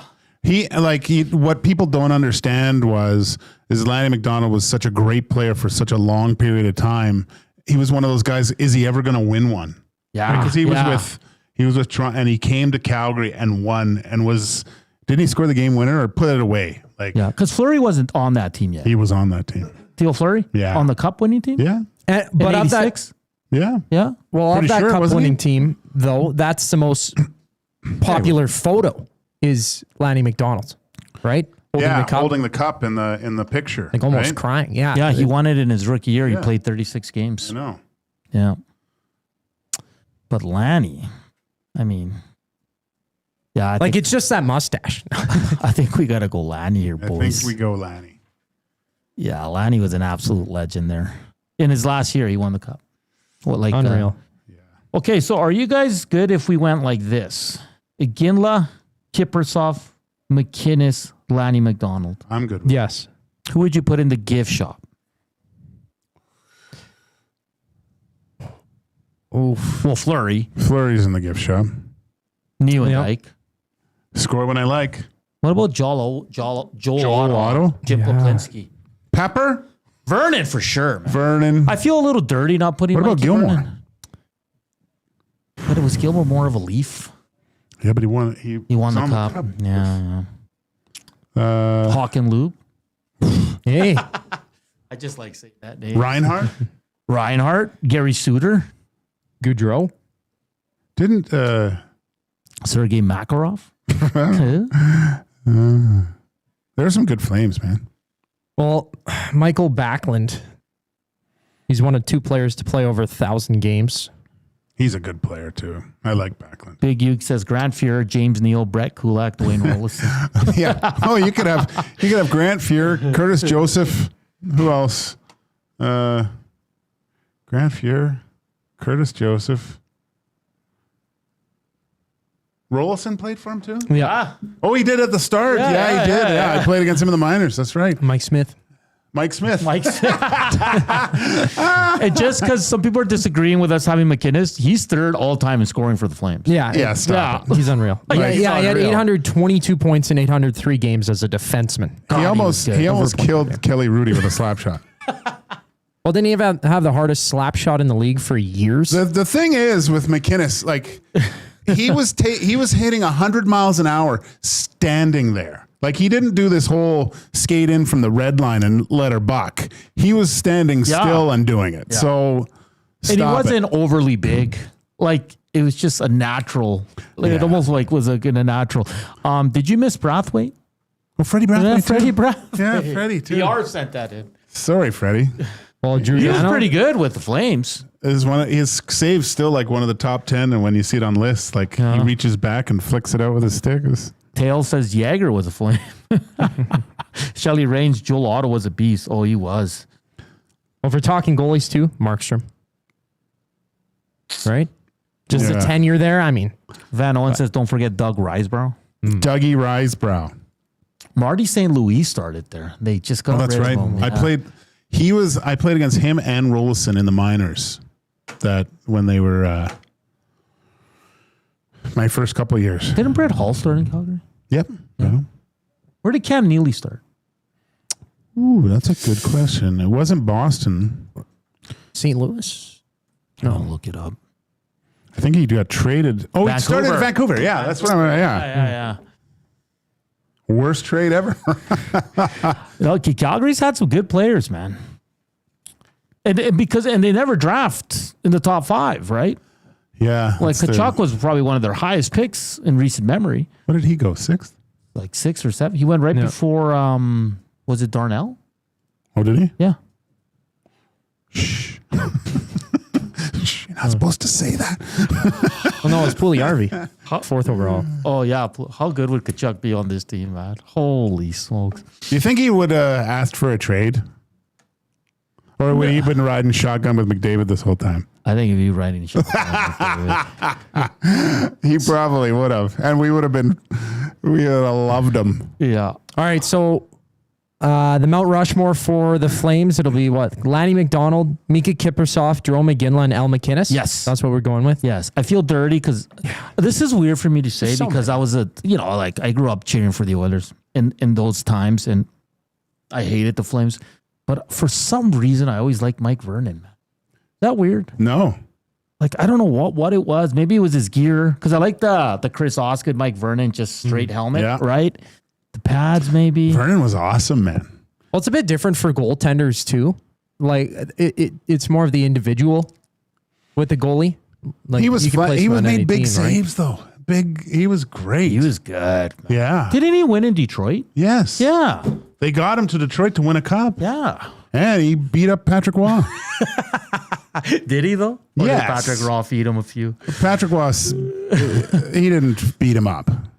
Patrick was the one leaking at the end of the fight. Yeah, that's good. Matthew Tkachuk on the net says, nope, trade.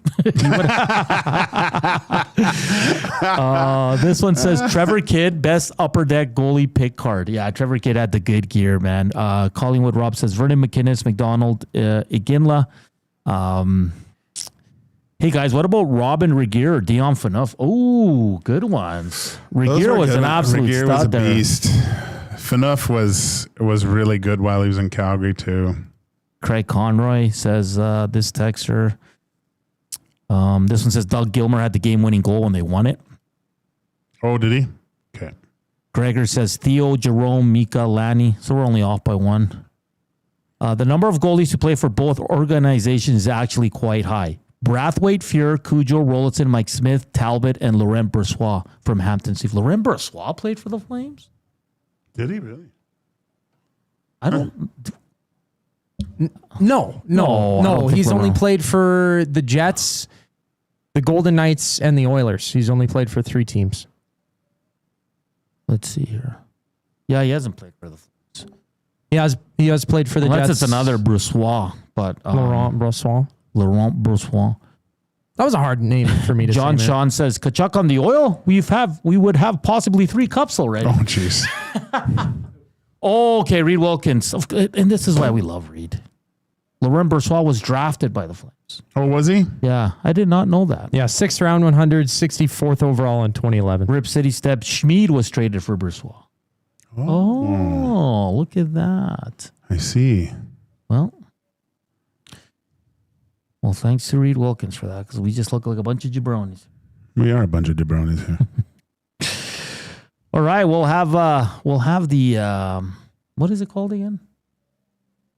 Mount Rushmore AI photo of the Calgary Flames coming up next. We're gonna have some NFL picks. We want to hear from you as well. So keep hammering that thumbs up. It's hockey season. Well, we're getting there, right, Joaquin? Almost. So we got to hit 100 thumbs up every day. All right. Okay. Right now we'll be a little lenient, but let's get closer. Let's get those numbers back up. And on the other side of the break, some NFL picks for Gager, Koob, and I. Okay, Nasty Chat, River Cree Inbox, like always. The afternoon inbox is presented by the River Cree Resort and Casino.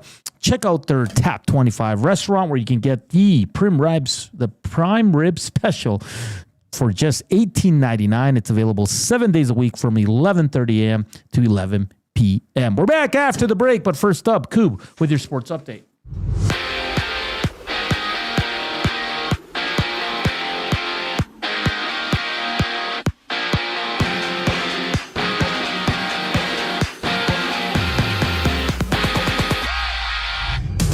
From Edmonton, the Elks have signed defensive lineman Jordan Williams, with the 26-year-old winning a Grey Cup with the Argos last season, suiting up in 19 total CFL games. In other news, EST's own Jay Milne reported that Niles Morgan and Jake Seresna were not on the field at Elks practice, having Nick Anderson and Curly Gittin Jr. both participating in drills. And CFL rookie Brock Morganson got first-team reps at middle linebacker. Well, down south, the NFL season begins when the Eagles play host to the Cowboys. Join Lieutenant Eric for the action down at Sully's Sports Bar and Lounge at Century Casino on Fort Road. He'll be down there every Monday and Thursday night for NFL action. Kickoff for tonight's game goes at 6:20. And ESPN's Adam Schefter has reported that Christian Kirk is out for the Texans for Sunday's opener against the Rams with a strained hamstring. He could be out for up to 2 weeks. While in the majors, there's 6 games with the Phillies and Brewers starting things off at 2:10. They are in action right now, bottom of the first. Phillies and Brewers runless so far. This sports update is brought to you by the Edmonton Elks. Catch some double football action this season. The Elks' next home game is this Saturday as they rematch the Stampeders.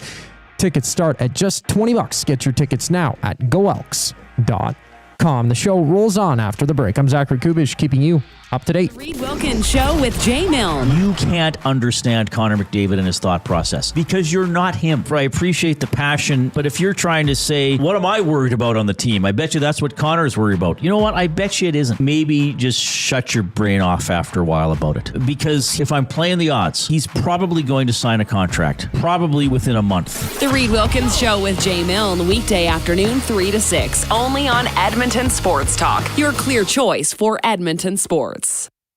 Taco Tuesday just got wild at the Canadian Brewhouse. New tacos and quesadillas are just $3.49 all day. And after 4 p.m., sip $5.99 spicy mango margaritas and enjoy $2 off Corona tankards. Let's talk about a good time. The Canadian Brewhouse. September is here. Although summer's entering the 7th inning stretch, the Jays are in full swing. Be ready for the baseball playoffs, and when the fall season arrives, create space with Sentinel Storage, official storage provider of the Toronto Blue Jays. Try 4 weeks free. Details at sentinelstorage.ca. World-renowned top psychic medium and the star of Meet the Frasers, Matt Fraser comes to River Cree Resort and Casino on September 12th and 13th for a couple of special live shows. Join Matt for 2 nights of healing, hope, and laughter. Matt has become a trusted figure for people seeking closure, guidance, and connection with their loved ones. Don't miss Matt Fraser live at River Cree Resort and Casino September 12th and 13th. Both shows are 18+. Get your tickets now at rivercreeresort.com. Everyone knows when you need a truck now, you call Dawn. That's right. You call us, Frontier Cartage, when you need driver coverage or have a truck that's down. You call Dawn from Frontier Cartage. When you've got way more freight to move than you thought. You call Dawn from Frontier Cartage. When you need a truck that's available and ready to start anytime you need. You call Dawn at Frontier Cartage, 587-222-5826. 587-222-5826.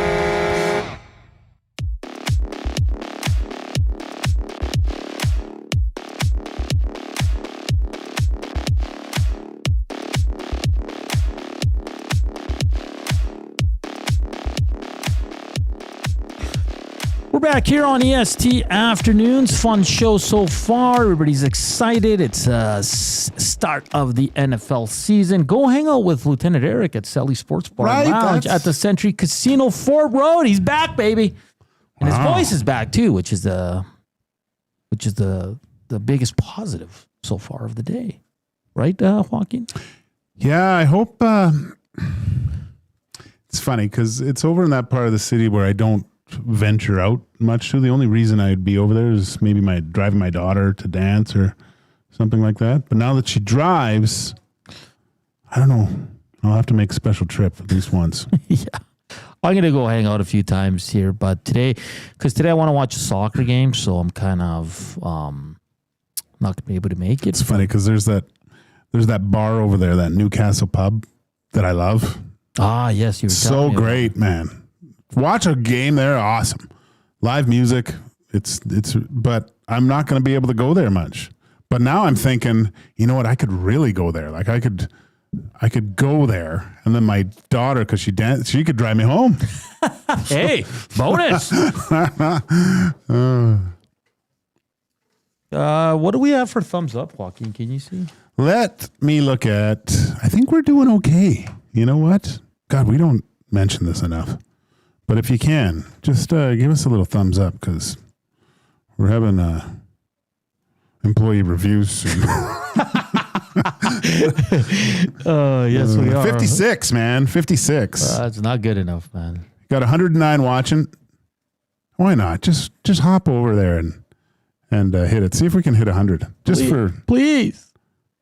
It's fun. Just for toots and giggles.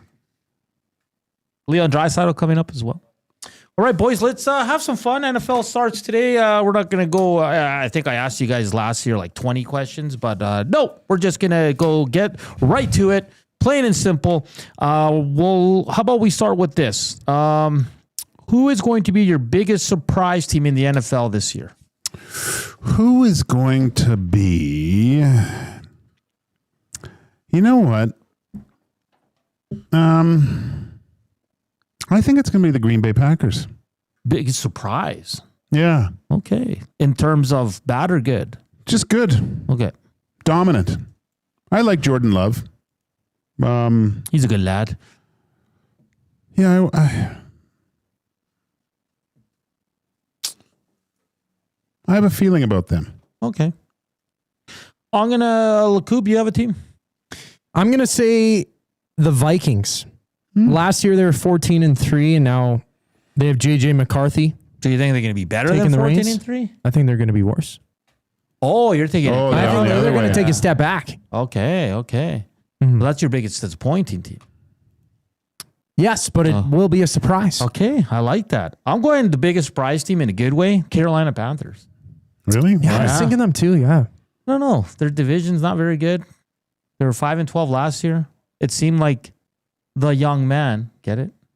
Bryce Young? Yeah. Good job. Yeah, good one. It seems like he figured it out towards the end of the year. So why not, man? Why not the Carolina Panthers? Well, it's a young team, and what's the worst that can happen, right? Like exactly. Chuba Hubbard. Wow. First team to fire their coach. Oh. I can start. Well, that's a big one. There's a few. I think it's going to be Shane Steichen in Indy. I think the handling of Anthony Richardson, I think starting Daniel Jones, I just don't think they're going to be a very good team. And I think he's going to lose out. And I think he's going to be I think he's going to be the first coach canned this year. Joaquin? God, I don't know. Who's going to have a tough start to the season? Do you think the Bengals, Zach Taylor's in danger if they start slow? If they start, that's probably a good one. Well, that's what But I don't have think on they my are list, going to yeah. start slow. Because I like Pittsburgh, I think is not going to make the playoffs, but I don't think they're firing Mike Tomlin mid-season. No, they'd give him a long leash, right? He's been there for so long, like you can't just walk away from. Can the him, Giants especially when you coach? got Rodgers. Can the Giants coach be on the hot seat? Can Brian the, Daboll? Yeah. How about Dolphins? Mike McDaniels. Yeah, they weren't too good last year, but all the questions up with like I don't know Tyreek Hill in that situation there, right? Who's going to get fired in season? Yeah. You think? Oh yeah. Oh. Well, it's. I mean, I just think that obviously in football, the first one to go if the Bills start slow, McDermott. You think they? Oh man, that's an interesting one. I think they'd have to do something quick, right? If they lose their first 3 or something like that. Let's look at their schedule. Yeah, who are they? Well, Ravens. Ravens first, right? Then the Jets, so they're going to win there. Then the Dolphins are going to win there. So yeah. But I mean, if they did lose those If games, they did lose, that's huge, right? That's a good point. Yeah, because if they would have to be like 1-4, 1-3, I think, for them to make that kind of move. Yeah, and they don't have a terribly difficult schedule to start, right? I mean, they have the Ravens right off the hop for the Bills and the Jets, then Dolphins, Saints, up Patriots, there. and Falcons, and then Panthers. So interesting. There's a lot of nominations, but I think it's going to be Shane Steichen from the Indy Colts. All right. I think it could be Zach Taylor though. The Bengals. Yeah, because they haven't had a great season last 2 years. And they started slow last year. Yeah, they did. They're 9-8. They ended the season on a five game heater against Pittsburgh, Denver, Cleveland, Tennessee, and Dallas. Like not overly amazing teams as well, right? Yeah. And their schedule, I looked at it. It doesn't look that difficult. They play the Lions week 5. They have the Ravens twice, the Bills, Dolphins once, and those are their marquee matchups for the Bengals. So if they don't start with the hot hand, they start cold. Like there's no other reason why Zach Taylor shouldn't be out of job.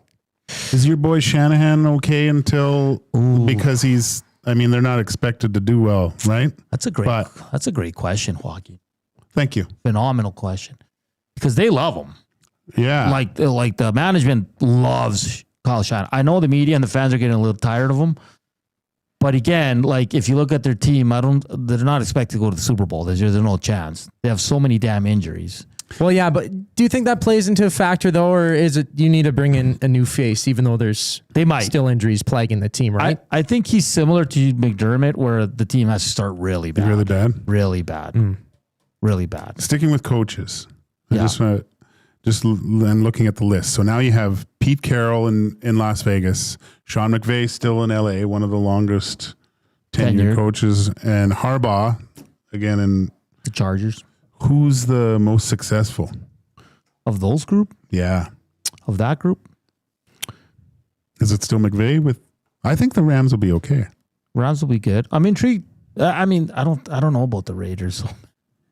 Yeah, what does Pete Carroll do with that team? Pete Carroll's a legend. I know. Yeah. You see that guy throw the ball? Yeah. How old? He's like 100 years old. See him do like a four-step drop and launches it in there. He looks 50. He does. He's in great shape. Yeah. Yeah. That's a good question. I mean, McVay's just a genius, man. I love that coach. You see, he has like a guy that he has to hire to keep him off the field. I love that. It's awesome. And he looks like he could kick the crap out of guys. He's jacked. He wears like Tommy's shirts. Yeah. Dawson says McDaniels or Raheem Morris. That's another good one. All right, moving on. Okay. MVP. Koob, we'll start with you. Ooh, Josh Allen. Okay. He's going to be the MVP, man. He could sling the ball. Like he's got quite a few weapons on that team as well. So I think he's just going to help the Bills just march, man. That's what I have. I think the big cat finally gets it done. He's got to. I'm not saying they're going to win the Super Bowl. I think he's going to get to the Super Bowl. I have Josh Allen fatigue. You're just saying that. I know.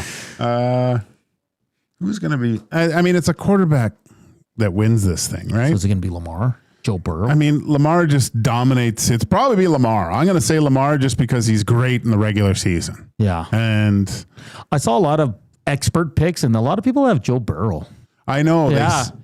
But I won't say anything because last year I thought everything was going to be good, and that O-line was awful. And unless they fix that,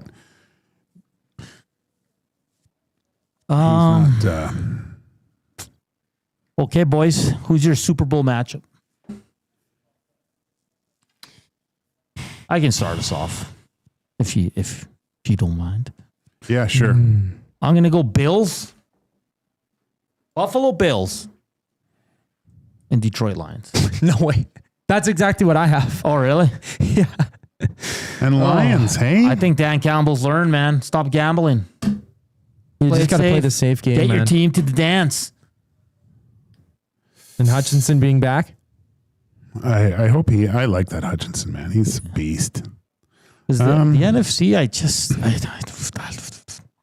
don't want to pick the Eagles. I have Eagles fatigue. I think the Chiefs are going to take a step back. Like, they're not going to be as dominant. They're not going to take that first round bye, going 15-2 like they did last year, because Rashee Rice is out for 6 weeks after that suspension. And that's a big part of the team. Kelsey's a year older. Baltimore. Oh. Can Philly make it back? I think I just didn't want to pick them. That's why I picked the Lions. Let's go Baltimore, Green Bay. Baltimore, Green Bay. I almost picked Green Bay. It was between the Lions and Green Bay for me. It was for me too. That's crazy. Wow. Yeah. Okay, and then I need a wild take for this season. It can be anything. Player-wise, team-wise, coaching-wise. Patrick Mahomes has been planting trees for the past 2 years. Does he get paid for it, or is it just... No, it's just he's trying to give back to the environment. Okay, I like that one. Mike Tomlin, first losing season. Okay. Like, Aaron Rodgers is too old, man. Like he can maintain a game, but... our guest, Brenden Deeg. Brenden Deeg said Chiefs won't win the AFC. Yeah. Yeah, Broncos. How about Travis Hunter winning both rookie awards, defensive and offensive rookie of the year? He plays both sides of the ball. Yeah. That won't happen. He won't have that. Won't happen. You don't know that. I know that. Nobody knows that. Yeah, but no. How about Vikings finishing last in the NFC North after a 14-win season? I can see that. Like, Sam Darnold, man, getting the paycheck in Seattle and then having to rely on a guy who was injured all last season. I'm going to go with Brock Purdy's going to be in the MVP conversation. You're just saying that because you're 49ers. Yeah, fan. of course, but that's a wild take. That's what we're looking for. Yeah. Like, he had an unreal he's rookie proven year, everyone man. wrong. Yeah, why not? Mr. Irrelevant. So, was he the last pick in the draft? Yeah. The last pick.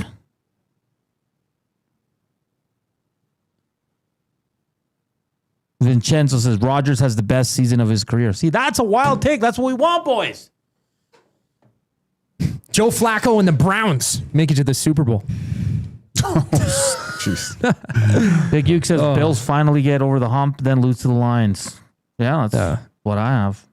Well, I actually don't know who's going to win the Super Bowl yet, but I'm going to go with I think I'm leaning towards the Bills. How about Daniel Jones has a resurgence? Oh.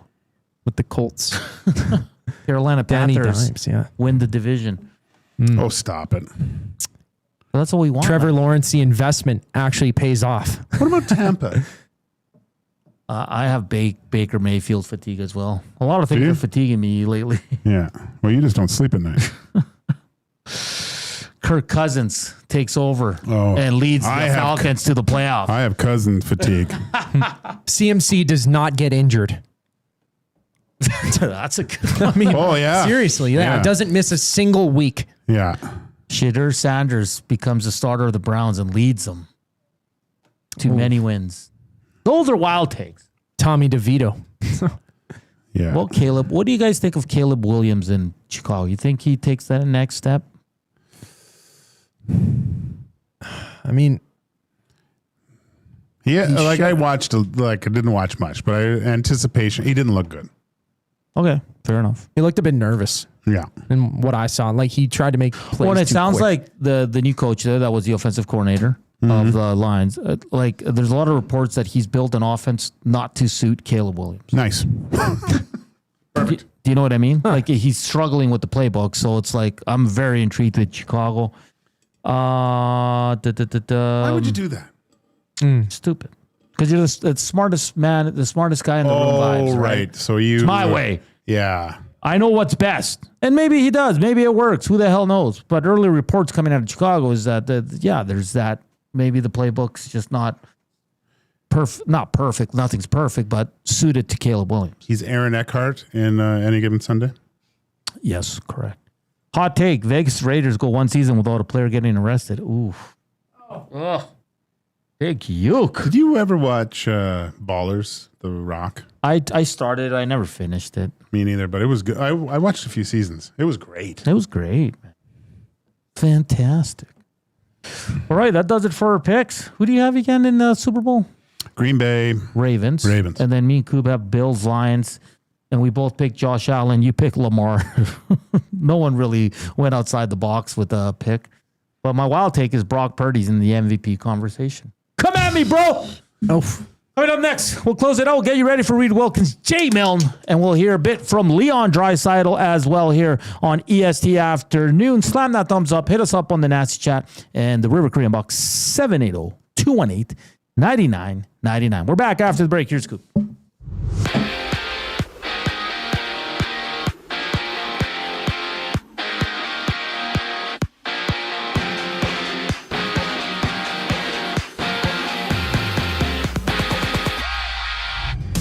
The Elks have picked up 26-year-old defensive lineman Jordan Williams, who played 19 CFL games in total over the past 2 seasons, winning the Grey Cup with Toronto last year. And EST's own J. Milne had some updates from practice for the Elks, reporting that both Nick Anderson and Curly Gittins Jr. were on the field, adding that Jake Serezna and Niles Morgan were both absent. Elsewhere in Philly, the Eagles and Cowboys kick off week 1 in this NFL. Catch the action with Lieutenant Eric at Sully's Sports Bar and Lounge in Century Casino on 4 Road. It all gets going at 6:20. In other news, ESPN's Adam Schefter has reported that Christian Kirk is out this week for the Texans after he sustained a hamstring strain. The Texans play the Rams on Sunday. And on the diamond, there's 6 games on the slate. 1 game underway between the Brewers and the Phillies. It's runless. Bottom of the second. After that, the Yankees battle the Astros. The final segment of ESC Afternoons brings us back after a brief pause. I'm Zach Koob Kubusch, and you're up to date. Wing showdown time at the Canadian Brewhouse. Creamy street corn goes head-to-head with Mexican chili lime. 2 bold flavors battling for your taste buds. Grab them anytime, or just 69 cents every Wing Wednesday. The Canadian Brewhouse. Our house is your house. You've heard the name, but what does it mean? For over 66 years, William Huff Advertising has supplied signage from screen printing to digital to LED with design, production, and install in-house. It's a one-stop shop for all your signage needs. Edmonton owned and operated, William Huff has been trusted by the biggest companies and teams in the City of Champions and many others across the country to do the job. If you're looking for a way to get the word out about your company or event, they are the answer. Go to www.williamhuff.com. Their results speak for themselves. The leaves are turning, and just like golf season, time is running out to get in on Play Alberta's biggest offer ever. For a limited time only, new players can get up to a $1,000 casino bonus when they sign up. There's never been a better time to join the fun. Visit playalberta.ca today to get started with casino, sports, and lottery all in one app. Must be 18 plus to play. Remember, if you gamble, please use your game sense. World-renowned top psychic medium and the star of Meet the Frasers, Matt Fraser comes to River Cree Resort and Casino on September 12th and 13th for a couple of special live shows. Join Matt for 2 nights of healing, hope, and laughter. Matt has become a trusted figure for people seeking closure, guidance, and connection with their loved ones. Don't miss Matt Fraser live at River Cree Resort and Casino September 12th and 13th. Both shows are 18 plus. Get your tickets now at rivercreeresort.com.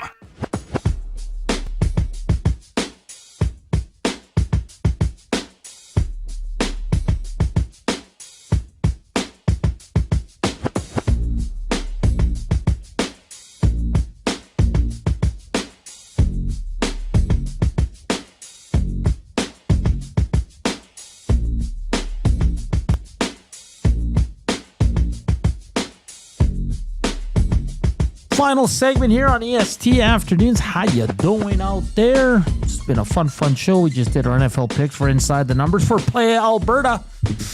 All you got to do is deposit $50, and you get a $50 free bet using the promo code EST Sports and YEG50. We're going to hear from Leon Draisaitl. Do we have the face of the franchise image? So, Oilers rookies report Tuesday? Monday? No, I think they report the... Wednesday? Yeah, maybe. Because they play next week. Friday. Yeah. So I think it's a home with Calgary. Yeah, a lot of Ike Howard people going to be watching this young man. Boakey. Yeah. Savoy, if he goes. They don't have a lot of prospects, though. They're not going to Penticton anymore, though. No, that stuff's over. Done. Stuff's over. Is this it? So that's Lanny? Well, I have it, but it's like half done. So it has Lanny McDonald on the left side with his glorious mustache. I think they have George Washington still. And then Jerome McGinley with the same mustache as Lanny McDonald. And then Abraham Lincoln on that right side. Wow. So it's like a real Mount Rushmore, but it's... if you get all 4 players before 254, let us know, and then that'd be great. I know it's not on Koob. It's the system that takes forever. So it's it's just one of those things. Hey, on this day, 26 years ago, the Flames acquired Grant Fuhr from the St. Louis Blues for a 3rd round pick in 2000. We were just talking about goalies that have played both for Calgary and Edmonton. Crazy, man. Crazy. It's just weird seeing him in those colors. It's weird seeing him in Franklin gear. Yeah. I think he was the only goalie ever to wear Franklin. People love the Mount Rushmore. Oh boy! And how about we listen to about 3-4 minutes of good old Leon here? Yes. Yeah, let's do it. Here's Leon Draisaitl meeting with the media today. Yeah, thank you. Thanks a lot. Good summer. Yeah, it was a great summer. Obviously, great weekend there, and some other. I thought you were tapping me there. Yeah, no, it was a great summer. Obviously, that weekend was very special, and other than that, had a lot of downtime, and get healthy and get back to work. Largely the same group coming back, but there were some tweaks and some adjustments. What do you think of the work that was done over the summer and the potential that you have? Yeah, I like it. Every team is different. It takes time to build a team.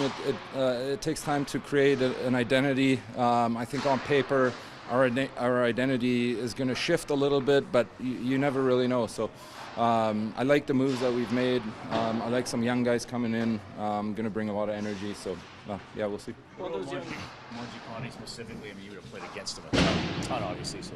Yeah, he's one of those water bugs. He seems to have just an engine that never really quits, and those guys can be really annoying to play against. I never really enjoyed playing against him much, so nice to have him on our side. One of those young guys is Matt Savoy. You've seen him a little bit last year.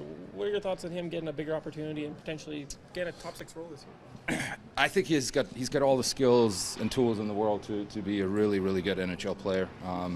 Sometimes it takes a little bit of time. I think you have to be patient with kids at that age. It's going to be, traveling, scheduling, everything is new for him, right? So it takes some time, but potential-wise and tool set-wise, he's really, really impressive. Leon, when you signed your contract, there was an assumption that Connor would follow right after you. you're very close to him, obviously. Where are you guys at? Where he hasn't signed yet? There's a bit of anxiety. It's not really for me to comment on. Obviously, of course, I want him here as long as possible. I want to do it with him. But same comment that I had. It's about him and his family, and they're going to make their decision based on what's best for them. And I know he loves it here. I know he feels at home here, but there's a lot of things that play into a decision like that. So,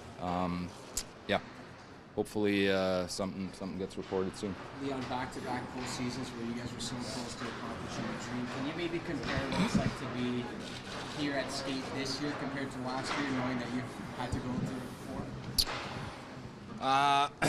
I don't know how much of a difference there is. I think it's this feeling around this time of year is always the same. You're trying to get in the best shape possible and give yourself the best chance to get to that point again. Obviously, we want a better finish, a better outing, but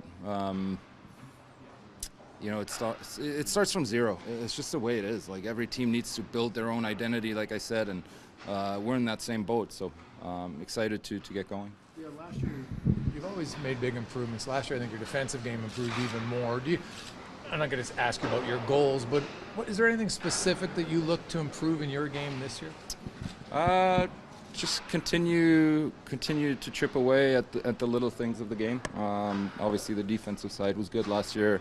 I think I got another step in that regard, in those little details, and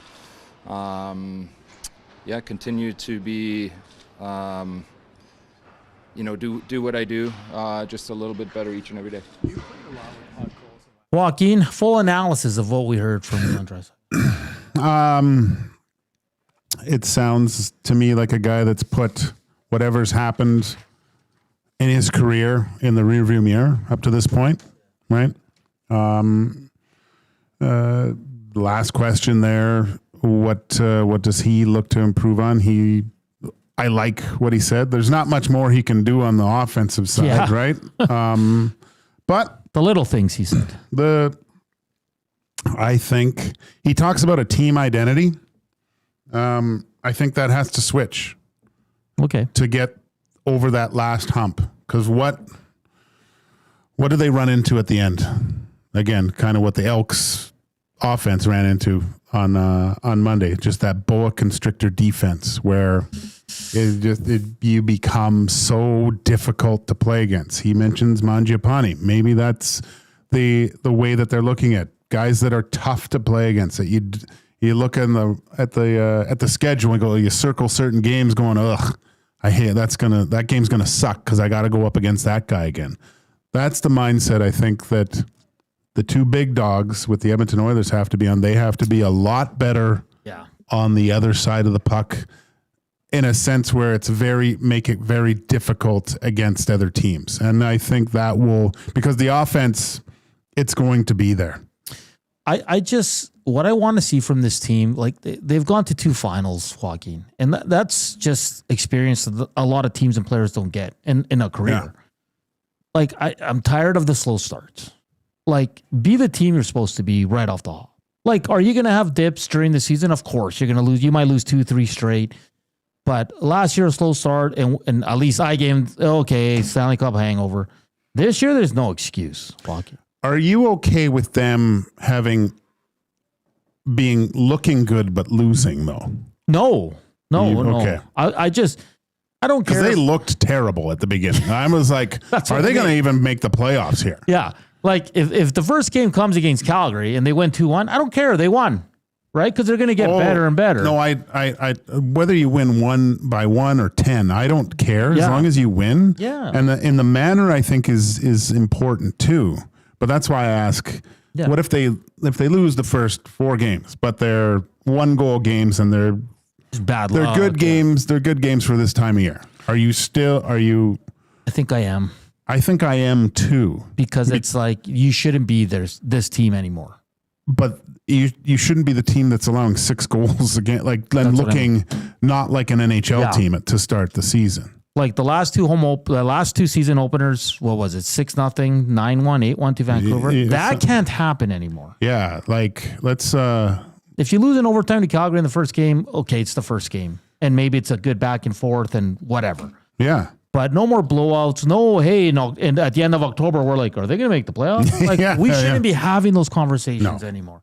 So that's why I'm intrigued. And I mean, Leon's a vet now, right? Like, you know, he says it. Yeah, he's good with it. And, you know, they ask him about Connor, and that's what media is going to do. They have to, but he just said it's not my place. Hopefully something's announced soon. He knows. I know. He knows. He knows this is his last year playing with Connor McDavid, so he wants to. Stop it. Fun show. We had an awesome NFL guest, Brenden Deeg from the Score. Deeg. Sorry, I said Deeg. He was absolutely fantastic. We had the Red Light District, Faces of the Franchise with the Calgary Flames.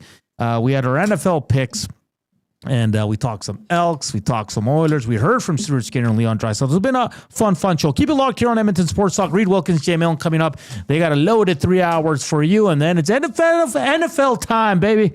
6:20 kickoff, Eagles, Cowboys. We want to thank you guys for tuning in, for the thumbs up, for listening, watching, and for all your messages. You guys are awesome. We'll chat tomorrow back here on EST Afternoon. Same time, same place.